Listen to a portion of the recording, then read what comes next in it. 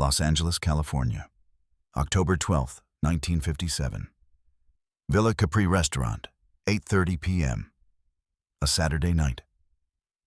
The restaurant was packed. Hollywood elite, producers, directors, stars.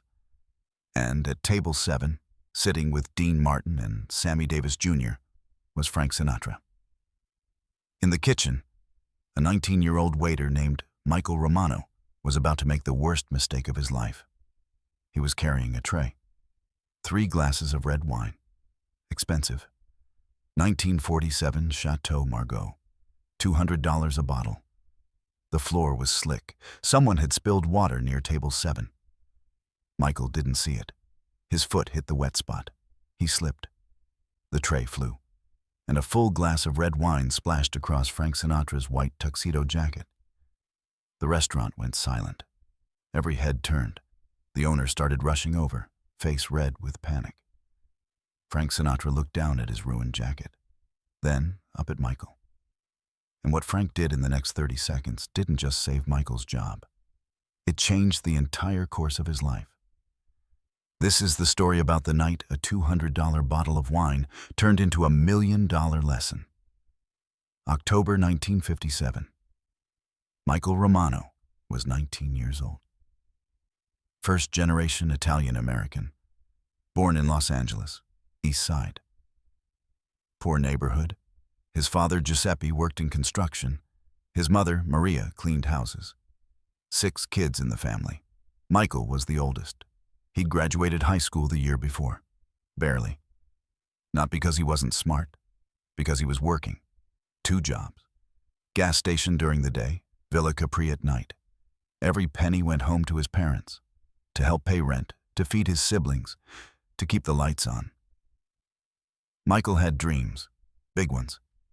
He wanted to go to college, study law, become someone. But dreams don't pay bills. So he waited tables, and he was good at it. Professional, polite, fast. The owner, Patsy DeMore, liked him. "You got a future here, Michael. Work hard. You could be maitre d' in a few years." Michael smiled and nodded. But he didn't want to be a maitre d'. He wanted to be in a courtroom, defending people, changing lives. That seemed impossible now. October 12th. 8:25 p.m. Michael was assigned to the VIP section. Tables 5 through 10. The best tables. The biggest tips. Tonight was a good night. Frank Sinatra, Dean Martin, Sammy Davis Jr. Table 7. Michael had served them before. They were generous, respectful. Frank had even remembered his name last time. "Michael, right? You're doing a great job, kid." It had made Michael's week. Tonight, Michael was bringing wine. 3 glasses, red, expensive. He balanced the tray carefully, wove through the crowded restaurant, past table 6, toward table 7. Almost there. Then his foot hit something wet. The floor. His balance gone. The tray tilted. Time slowed. Michael watched, horrified, as one glass toppled, fell, flew through the air, and splashed directly onto Frank Sinatra's chest. Red wine all over his white tuxedo jacket. The music from the piano player stopped. Conversations died. Silverware stopped clinking. Everyone stared. Frank looked down at his jacket, soaked, ruined. Michael's voice cracked. "Mr. Sinatra, I'm so sorry. I didn't..." The floor was... Patsy DeMore came rushing over. His face was purple. "Michael, what the hell?" Frank held up a hand. "Patsy, calm down." "Mr. Sinatra, I'm so sorry. This is unacceptable. It was an accident. That jacket is ruined. It's a jacket. I've got others." Patsy turned to Michael.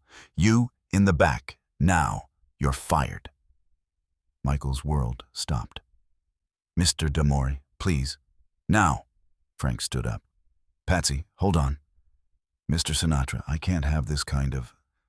I said, "Hold on." Something in Frank's voice made Patsy stop. Frank turned to Michael.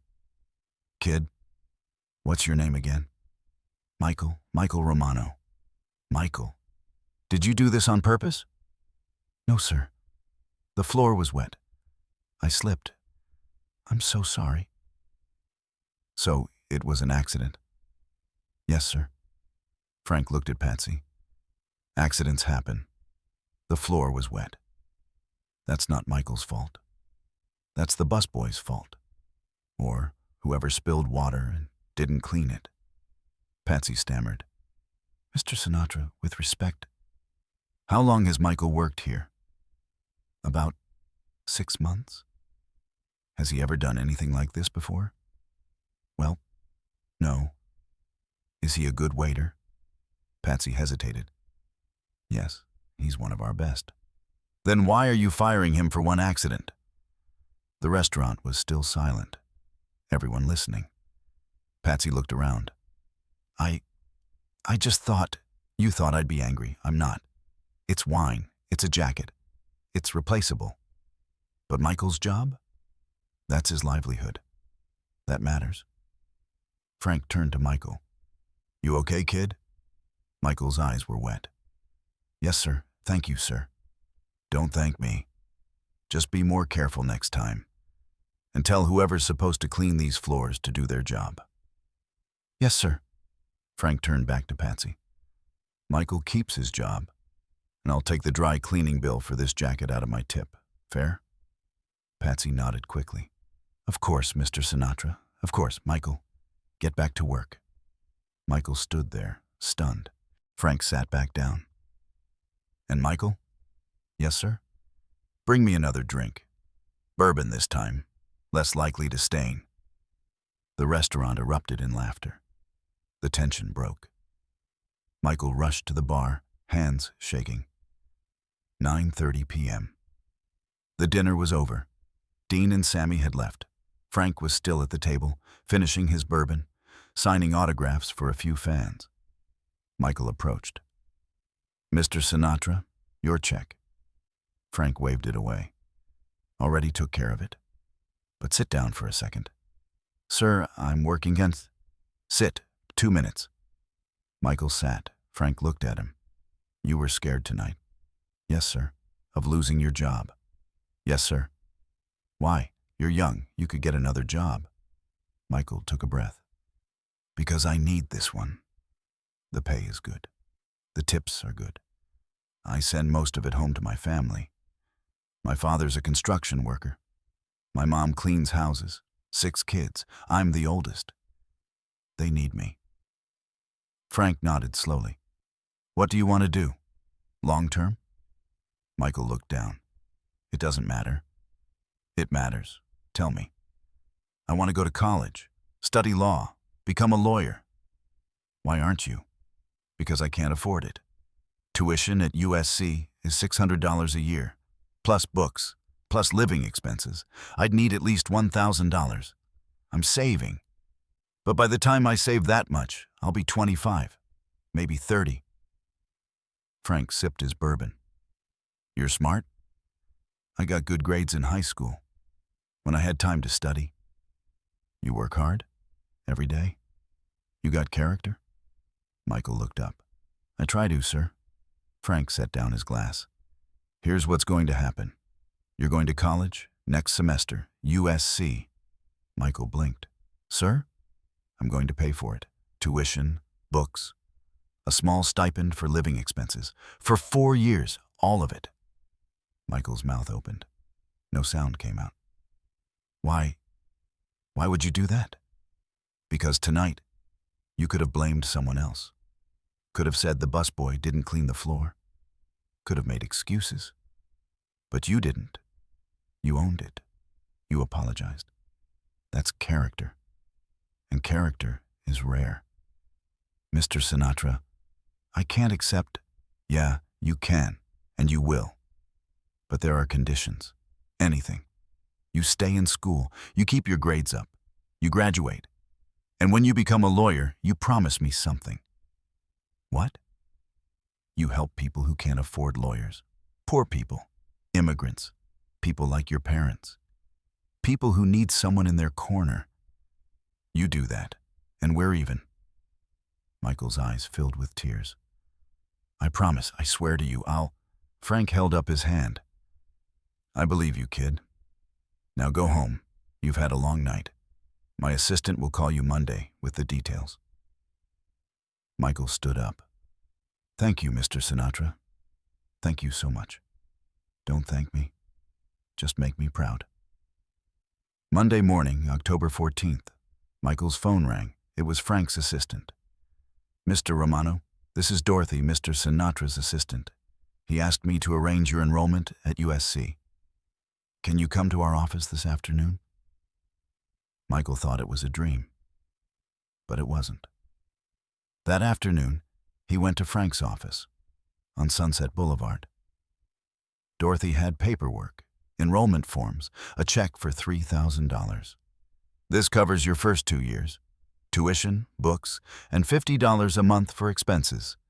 At the end of your sophomore year, we'll discuss the next 2 years.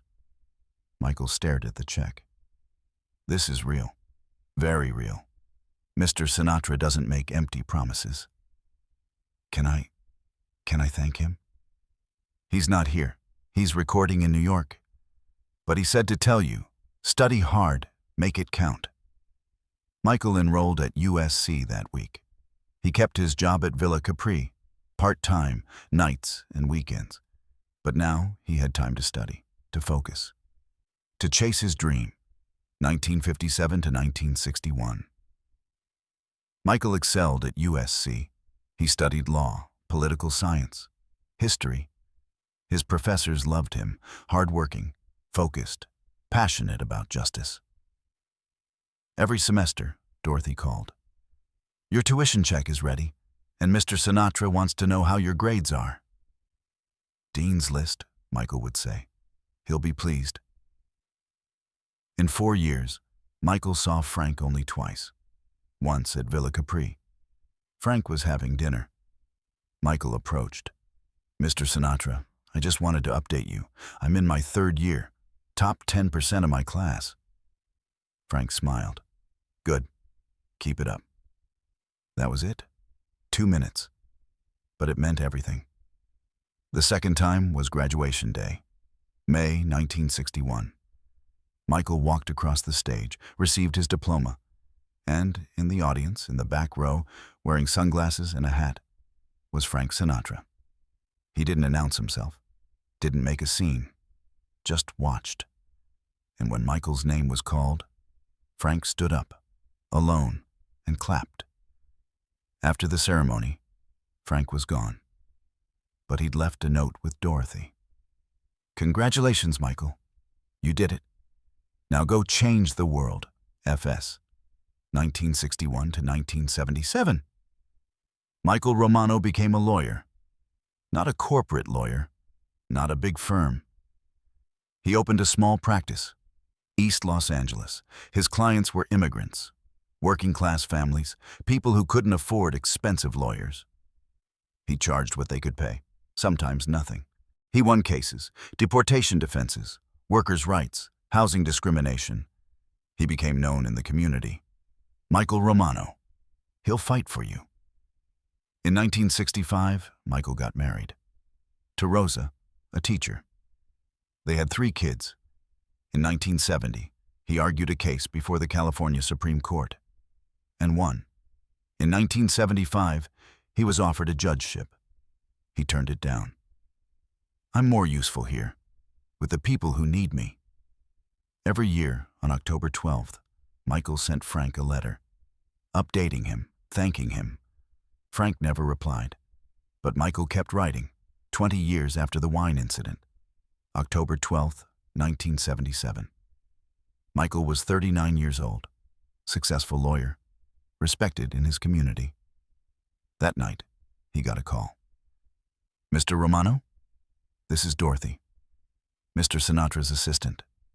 Do you remember me? Of course. Is everything okay? Mr. Sinatra would like to have dinner with you tomorrow night.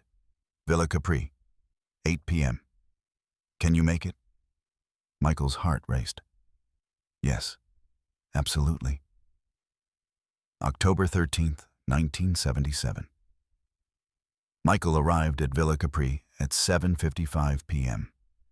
Frank was already there, same table, table 7, alone. Michael approached. Mr. Sinatra? Frank stood up, shook his hand. Michael, sit down. They sat. Frank looked older, grayer, but still sharp, still Frank. I've been reading your letters, all of them. I didn't know if you... I read everyone. I just didn't reply because... Well, I'm not great with letters, but I wanted you to know I've been following your career, and I'm proud of you. Michael's eyes got wet. I owe you everything. You owe me nothing. You did the work. You earned the degree. You built the practice. That was all you. But you gave me the chance. I gave you money. You gave yourself the discipline, the drive, the character. That's what matters. They talked for 2 hours about Michael's cases, his family, his life, about Frank's career, his kids, his regrets. At the end of the night, Frank said something Michael never forgot. Michael, do you know why I helped you that night? You said it was because I had character. That's part of it. But the real reason is, I saw myself in you, a kid from a poor family, working 2 jobs, trying to make something of himself. That was me at 19, and nobody helped me. I had to claw my way up. It was hard, really hard. And I thought, if I can make it easier for one kid, just one, then maybe all the hard stuff I went through meant something. It meant everything to me. Frank smiled. Good. Now go home to your family and keep doing what you're doing. The world needs more lawyers like you. They shook hands. Michael left. It was the last time they spoke in person. May 14th, 1998. Frank Sinatra died. Michael Romano, now 60 years old, flew to Los Angeles for the funeral. He sat in the back. Didn't try to get close. Didn't seek attention. Just wanted to pay his respects. After the service, Nancy Sinatra approached him. Mr. Romano? Yes. You're Michael Romano, the lawyer from East L.A. That's right. My father talked about you, more than you know. He said you were one of his proudest investments. Michael's voice cracked. He changed my life. He knew, and it made him happy.